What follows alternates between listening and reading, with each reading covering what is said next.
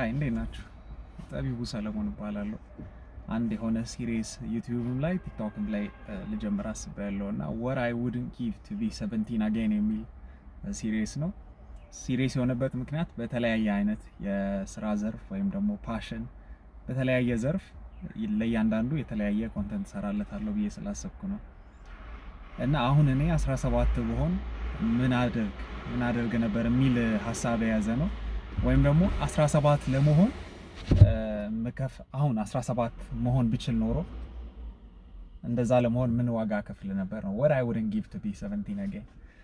እና ይሄን እንደለ ያስባለኝ አሁን እያሰብኩኝ መፈልጋቸውን ማድረግ ማስባቸውን ነገሮች እያሰብኩኝ ምን አለ በጊዜ ይሄን አስቤ ቢሆን ምናምን ብዬ ውስጤን እንደ ጸጸት አይደለም ግን ምን አለ በጊዜ አስቤው ቢሆን ድሮ አስቤው ቢሆን እንደዚህ ብዙ ሀሳብ ውስጥ ሳይሰገሰግ በፊት በነገሮች እንዲሳልጠላለፍ ነገሮች ስላችሁ ሀሳብ በቃ የተለያየ ሀሳብ ውስጣችን ገብቶ ፍርሃት ያካሄድ ነገሮች ብዙ ነገር ስታስቡ ክሊርሊ አንዱን ነገር ፐርሲው ለማድረግ ትቸገራላችሁ። እና እንደዚህ ሳሎን በፊት ይሄን አስቤ ቢሆን ኖሮ ብዬ ያን ያነሳሳኝ እና 17ም መሆን አይጠበቃ ቲኔጀር የሆነ ሰው የግድ 17 ሳይሆን እኔ ለታይትል እንዲመቻኝ ነው what I wouldn't give to be 17 again ያልኩት። ግን ቲኔጀር ሆነ 13 ጀምሮ ሊሆን ይችላል 12 ኤኒ ያንግ ሰው ትንሽ የሆነ ሰው እና ፓሽኑን ለማሰብ ጊዜ ያለው ሰው ቀድሞ አሁን በዚህ ሰዓት ምንድነው መሆን የምፈልገው ምንድነው ማድረግ የምፈልገው የሚለውን ነገር ለማሰብ ጊዜ ያለው ሰው ከቤተሰብ ጋር የሚኖር የኑሮ ጫና ሀሳብ ጭንቀት የሌለበት ሰው ምን ቢያስብ ምን ቢያደርግ ምን ቢለማመድ የተሻለ እንደሆነ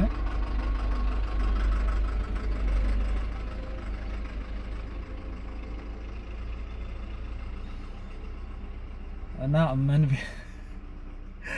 በሶሳይቲ ሀሳብ በስራ ሀሳብ ምናምን ሳይጨነቅ መኪና ሲያልፍ ነው እኮ በቃ ባደር አድርጎኝ ነው እና እንደዛ ሳይጠላለፍ በፊት ምን ቢያስብና ምን ቢለማመድ ምን ፕራክቲስ ቢያደርግ ከክሪየር ከስራ አንፃር እንደገና ደግሞ ከሌላ ከሆቢዎች አንፃር ከስኪል አንፃር ምን ቢለማመድ ምን ላይ ፎከስ ቢያደርግ ምን ጥረት ቢያደርግ ነገውን የተሻለ ማድረግ ይችላል የሚለው ሀሳብ ሰዎች እያደጉ እድሜያቸው እየጨመረ ምናምን በሄደ ቁጥር ሀሳብ ብዙ ነው የሚኖረን።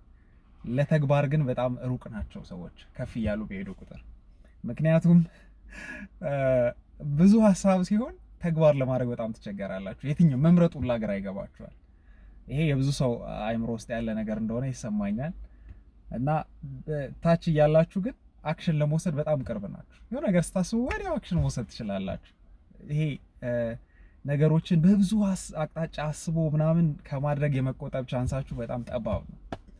እና ከዛ አንፃር እስቲ ታች ቲኔጀሮች ምን ቢያረጉ ሲሪየስ ያልኳችሁ ምክንያት ምንድነው? የተለያየ አይነት አካሄድ የተለያየ ላይፍ ስላለ የተለያየ ክሪየር የተለያየ ስኪል የተለያየ ነገር ስላለ በሁሉም ባልችልም አትሊስት በተወሰኑቱ ለመስራት ነው ሲሪየስ የሚሆነው። እያንዳንዱ ፓርት የየራሱን ይዞ እንትን በሆነ አሁን ዴቨሎፐር በሆን መሆን ቢሆን ማስበው ምን አደርግ ነበር? ኮንትራክተር መሆን ቢሆን ማስበው ምንድነው ማድረግ የነበረው? ሙቪ አክተር ወይም አርቲስት መሆን ቢሆን ማስበው ምን አደርግ ነበር? ምን ቤዚክሊ ታች ምን ቢደረግ ነው ሰክሰስፉል የሚያደርገን? ሌላ ስኪልድ ፐርሰን መሆን ምፈልግ ቢሆን በሆነ ስኪል የትኛውም ስኪል ላይ ያው ይሄን ስኪል ስላችሁ ትሬድ ላይ ያለ ነገር የስኪል ትሬድ ኤሌክትሪሻን መሆን ታች ላለ መቅረት ገብቷቸዋል። ይሄን ምለው እንትን መሆን አቨሬጅ መሆን ይቻላል በሁሉም ነገር። ሰው ትንሽ ከሞከረ አቨሬጅ ይሆናል። ግን ኤክስትራኦርዲነሪ ለመሆን በዛ ዘርፍ ላይ ኤሌክትሪሻን ተሆኖ በጣም ኤክስትራኦርዲነሪ መሆን ይቻላል። ፕለመር ተሆኖ ኤክስትራኦርዲነሪ መሆን ይቻላል። በየትኛውም ዘርፍ የተሻለ ካለ ይሄ አቨሬጅ ከሆነው ሰው የተሻለ መሆን ይቻላል። እና የተሻለ ለመሆን ምንድነው ማድረግ የሚጠበቅብን ምን ብናደርግ የተሻለ ነው የሚለውን ትሬድ ላይ ሌላም አሁን ቪዲዮ ኤዲተር መሆን ብፈልግ ኮንተንት ክሬተር መሆን ብፈልግ ምንድነው ማድረግ ያለብኝ መጀመሪያ ላይ የሚለውን እኚህ ነገሮች የያዘ ሲሪየስ ለመጀመር ነው ያሰብኩት።